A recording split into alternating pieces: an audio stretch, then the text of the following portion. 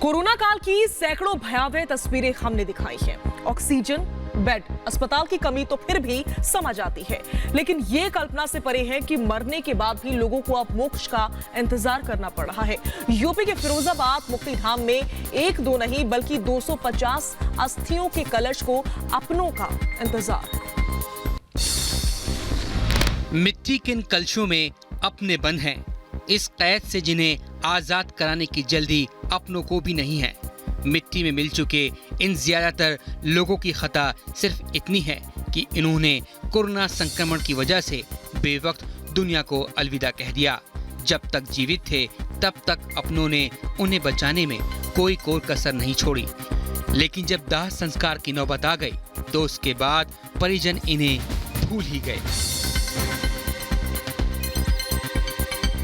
स्वर्ग आश्रम नाम के इस मुक्ति धाम के कर्मचारियों ने फिर उन्हें चुनकर कलश में सुरक्षित रख लिया, ताकि जब उनके परिजन, उनके अपने यहाँ आए तो वो उन्हें सौंप सकें।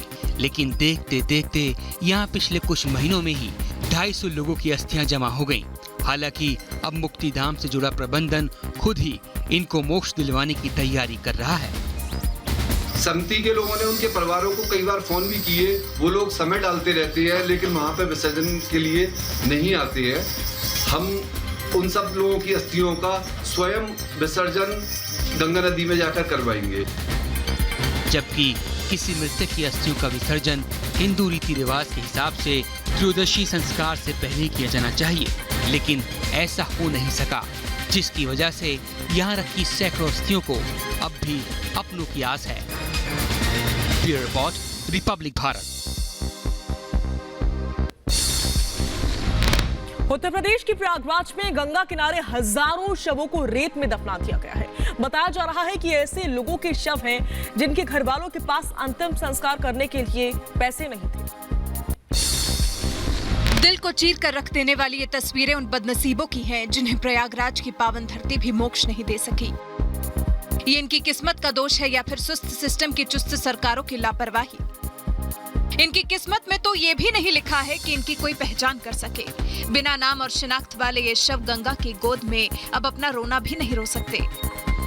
यहाँ गाड़ी हुई सर, हजारों 2000 की संख्या बॉडी जो भी है यहाँ दफनाई गई है, और बाकी जो बॉडी जो ऊंचे तबके आते हैं वो जलाई जाती हैं। और कोरोना काल बॉडी जितनी भी आती हैं सर, 2 घाट है यहाँ पे।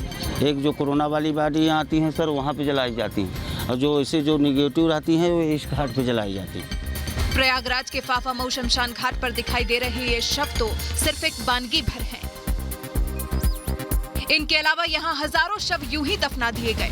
बताया जा रहा है कि इन बदनसीबों के परिवार वालों के पास अंतिम संस्कार के लिए पैसे नहीं थे, लिहाजा ये अभी भी अंतिम संस्कार के लिए तरस रहे हैं। बता दें, कोरोना महामारी के दौरान मौतों की संख्या काफी बढ़ चुकी है, लेकिन इसी आपदा में अंतिम संस्कार कराने वालों ने भी अवसर खोज लिया और शवों का अंतिम संस्कार कराने के लिए 20 से 22 हजार रुपए वसूलने लगे, जबकि इससे पहले एक शव के अंतिम संस्कार के लिए करीब 1200 रुपए लिए जाते थे। लिहाजा अभी जिनकी जेब में पैसे हैं वो अपने परिजन का अंतिम संस्कार कर रहे हैं, और जो काल के मारे हुए हैं उन्हें अंतिम संस्कार नसीब नहीं हो रहा है और उनके परिजन उन्हें इधर उधर रेत में दफन करने के लिए मजबूर हैं।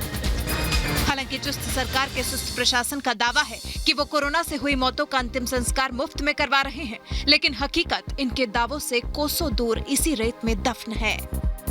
Bureau report, Republic Bharat.